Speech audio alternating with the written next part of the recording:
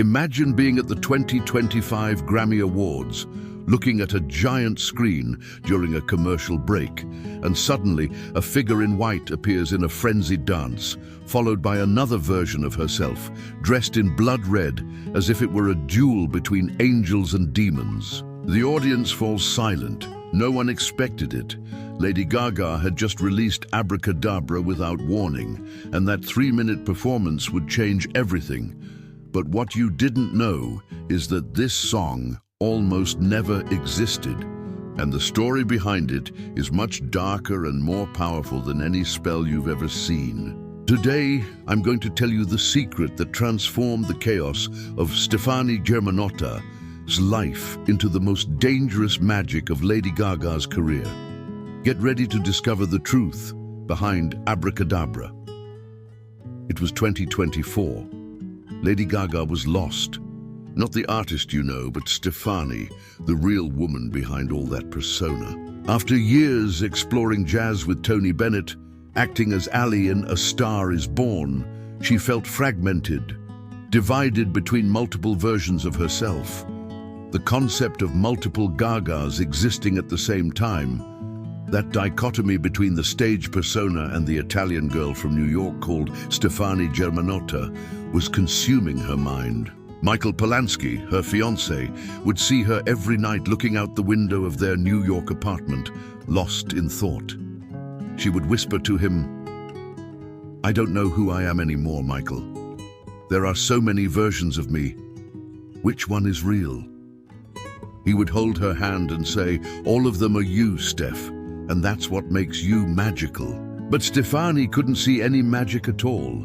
She only saw chaos, fragments of a person who had gotten lost in the midst of so much success, so much transformation. The world expected her next album, but how do you create music when you don't even know where your own voice comes from anymore? That's when something happened that would change everything. One night, alone in the studio, she was messing around on the piano, playing random chords, when suddenly her hand started playing a melody she recognized, but couldn't remember from where. It was Spellbound by Susie and the Banshees, a song about being bewitched, trapped between realities. In that moment, she understood. She wasn't lost. She was spellbound by her own creations. The studio lights flickered dimly, while Stefani felt something awakening inside her. That old, dark melody seemed to be calling for a new life. She began to feel a different energy running through her veins, as if all the versions of herself were finally talking to each other, not fighting anymore, but collaborating for something greater. Gaga had an idea, grabbed the microphone, and started improvising in the studio. Once there's that initial spark, she always runs to the piano and it becomes a song. Then they build chords and add synthesizer layers. But what happened that night was different from anything she had ever experienced. Andrew Watt and Circuit were there, witnessing something that seemed more like a ritual than a recording session. Stefani began singing words she didn't even understand where they came from. "Abracadabra, I speak to manipulate ya." The words came out as if they were channeled from somewhere else. She wasn't just writing a song, she was conjuring something powerful. Something that spoke about control, about manipulation, about the power that comes when you embrace all versions of yourself, even the darkest ones. The atmosphere in the studio completely changed. The air became dense, charged with an electric energy that made the hair on your neck stand up. Andrew Watt told me later in an exclusive interview that he had never seen anything like it. It was as if she was being possessed by her own art, he said, still with a gleam of amazement in his eyes. Stefani was no longer herself.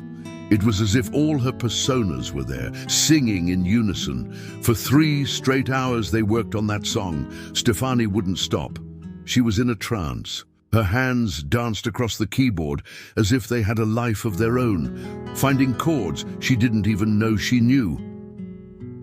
Circuit watched, fascinated, as she layered synthesizer after synthesizer, each one representing a different facet of her personality. The pop star Gaga, the vulnerable Stefani, the jazz artist, the actress. They were all there, contributing to that chaotic and perfect symphony. When they finished at 4 a.m., the silence in the studio was deafening. Stefani looked at the two producers, her eyes still shining with that supernatural energy, and said, "I know exactly who I am now. I am all of them, and that is my power." In that moment, something had changed forever. Lady Gaga hadn't just written a song. She had found the key to unite all the fragments of her soul. The track was written and produced by Gaga with Andrew Watt and Kirkut, but the process was much more organic and mystical than any of them expected. Part of the song uses the melody from Spellbound by Susie and the Banshees, but it wasn't a conscious choice. It was as if the song was calling for that melody, asking to be incorporated into this new spell. As Stefani explained later, it wasn't planned. It was as if Susie's song had been waiting for years to be reborn through me. But creating the music was just the beginning. What came after was even more intense. Francis Lawrence, the video's director, received a call from Gaga at 2 a.m. Her voice was different, more determined, more powerful. "Francis, I need to show the world that I'm not just one person. I am multiple, and I want you to film a battle between all the versions of me." Francis had known Gaga for years, had directed several of her videos, but had never heard her speak like that. There was an urgency in her voice, an almost desperate need to be understood in all her complexity. She continued, "I need the world to see that it's not madness to be multiple. It's human, it's real, it's powerful." Gaga explained that the concept for the video originated after filming Disease, when she and her creative collaborator discussed continuing the album's narrative, exploring these conflicting sides of ourselves that really don't make sense, but keep having this discussion. But Abracadabra would be different. It wouldn't be about internal conflict. It would be about integration, about finding power in multiplicity. What few people know is that during the video shoot, something strange happened. Stefani was on set, dressed in white, representing the pure version of herself. But when she looked at that white outfit, she didn't see purity. She saw all the moments when she tried to be perfect, well-behaved, acceptable. All the moments when she hid parts of herself to please others. On the other side of the set, there was another version of her, dressed in red, representing her darker and more manipulative impulses. In the video, Gaga portrays two roles. In one scene, she's dressed in white along with her dancers. In the other, she's dressed in red, with only a few dancers dressed in black.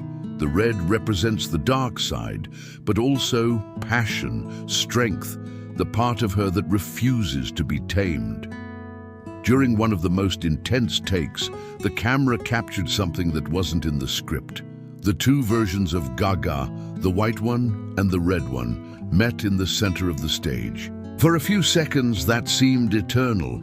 They stared at each other, as if they were really two different people, having a silent but deep conversation. The white Gaga seemed to say, "I tried to be good enough." The red Gaga responded, "And I am the strength you hid." The entire crew fell silent. It was as if they were witnessing a real moment of internal confrontation, of healing, of acceptance. Francis Lawrence decided to keep that shot in the final video. "It was the realest thing I had ever filmed," he said later. "It wasn't acting. It was Stefani literally talking to herself, making peace with all the parts of who she is." That 3-second moment in the video carries more truth than many entire films. The choreography also told a story. When the white Gaga danced, her movements were fluid, almost celestial. But there was a subtle sadness there, a restraint. When the red Gaga took control, the dance became more aggressive, more sexual, more free, but also more desperate. And in the final moment of the video, when the two unite, the dance becomes something completely new, powerful and delicate at the same time, dark and luminous, controlled and wild. we arrive at the 2025 Grammy Awards, the day that would change everything for Lady Gaga and for millions of fans around the world. Lady Gaga premiered her new song Abracadabra and its music video at the 2025 Grammy Awards. But what happened before the performance was even more revealing. Backstage, while preparing for her performance with Bruno Mars, Stefani was different. There was a strange calm about her, a confidence that her collaborators hadn't seen in years. Michael Polanski was by her side, holding her hand as he always did before big performances. But this time, he noticed that it wasn't him who was reassuring her. It was she who radiated a deep, almost mystical peace. "Are you sure about this, Steph?" he asked, referring to the decision to premiere Abracadabra that night without warning, without a marketing campaign, without anything but pure music and her raw truth. "The whole world is going to see." She looked at him with that determined look that only those who know Lady Gaga recognize, not the look of the pop star, but the look of Stefani Germanotta when she makes a decision that comes from the depths of her soul. "Michael, I've spent my whole life hiding parts of me. Today, I show them all at once, and if people can't handle that, then they never understood me anyway." It was a huge risk. Premiering a new, personal and complex song on one of the most watched nights on American television, without preparing the ground, without explanations, without filters. But Stefani knew that was exactly how it had to be. Abracadabra couldn't be diluted by marketing strategies or rational explanations. It had to arrive raw, powerful, truthful. During a commercial break at the Grammy Awards, Lady Gaga premiered Abracadabra, making the little monsters go crazy again. But the impact went far beyond the fans. The general public, who might have expected something more palatable, more commercial, was hit by those 3 minutes of pure emotional and visual intensity. What the audience saw was a music video that looked like a psychological horror film mixed with a modern opera. The two Gagas dancing, fighting, embracing, separating, in a ballet of internal conflict that suddenly made sense to anyone who had ever felt divided between who they are and who they should be. The melody of Spellbound, echoing beneath the modern production, created a sense of haunted familiarity, as if it were an ancestral memory awakening. While the video was being shown to millions of people, Stefani was backstage, watching along with all the other artists and collaborators. For the first time in years, she wasn't anxious. She wasn't afraid of the public's reaction. She wasn't calculating the commercial impact or worrying about criticism. She was at peace, because she had finally found a way to be all versions of herself at the same time, without apologies, without explanations. When the video ended, the Grammy audience exploded. But what caught attention weren't just the applause. It was the looks of amazement from people who had just witnessed something too powerful to be just entertainment. Some people were visibly emotional, others seemed disturbed, many were silent, processing what they had just seen. That wasn't an ordinary performance. It was a manifesto, a ritual, a declaration of freedom. Here's the secret that few people know about Abracadabra. This song isn't just about manipulation or power in the traditional sense. It's about radical self-acceptance. It's about the power that comes when you stop fighting against yourself and start embracing all your contradictions. Gaga told Ella that the song is about community, but the most important community she was trying to unite were all the versions of herself. During our research for this video, a source close to the artist revealed to me Stefani cried after the Grammy Awards. Not from sadness, but from relief. She said, "Now they know who I really am, all versions of me. And if they still love me after this, then it's real love." That night marked not just an artistic comeback, but a deep healing she had been seeking for years. The word abracadabra comes from the Aramaic avracadabra, which means, "I create as I speak." And that was exactly what Lady Gaga did. She spoke her deepest truth and created a new version of herself, one that embraces chaos, multiplicity, contradiction. She literally conjured a new reality where being complex isn't a flaw, it's a strength. Abracadabra proved that the pop star persona we had lost was back, but not the same as before, a more powerful, more complete, more real version. The song reached number 13 on the Billboard Hot 100 chart, but numbers are just numbers. What really matters is that millions of people around the world identified with that message of self-acceptance disguised as a pop anthem. Social media exploded with people sharing their own experiences of internal multiplicity. Comments like, "Finally someone who gets it, and this is exactly how I feel inside," dominated discussions. Abracadabra had touched a collective wound, the pressure to be just one person, coherent, predictable, when the reality is that we are all multiple, contradictory, constantly evolving. Today, whenever Stefani takes the stage to sing Abracadabra, she's not just performing, she's conjuring. She's reminding herself and the world that we are all multiple, contradictory, chaotic. And that's not a weakness. It's our superpower. Each performance of the song becomes a ritual of collective healing, where for a few minutes, everyone in the audience can embrace their own contradictions without judgment. The truth about Abracadabra is that it was never just a song, it was a healing ritual. It was Lady Gaga transforming her existential crisis into the most potent art of her career. It was her proving that sometimes, to find who you really are, you need to embrace all versions of yourself, even the ones that scare you. And you know what's the most magical thing of all? Every time you listen to Abracadabra, you're not just hearing a song. You're witnessing the moment when an artist decided to stop hiding and show the world that being human means being multiple, complex, contradictory. You're participating in a spell that transforms shame into power, fragmentation into integration, chaos into art.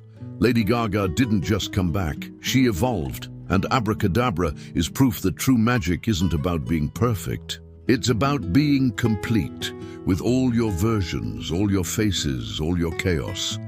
In the end, maybe we all need a little abracadabra in our lives. A reminder that we can be whoever we want to be, all versions of ourselves, without apologizing. Because sometimes the greatest magic that exists is simply having the courage to be who you really are. Now tell me, which version of yourself are you most afraid to show the world? Have you ever had an abracadabra moment in your life where you had to embrace all your contradictory sides? If this story touched you in some way, it's because it needed to reach you today. Share in the comments which part impacted you the most. And if you have the courage to discover more secrets behind your favorite songs, subscribe to the channel. But only if you're prepared to never listen to your songs the same way again.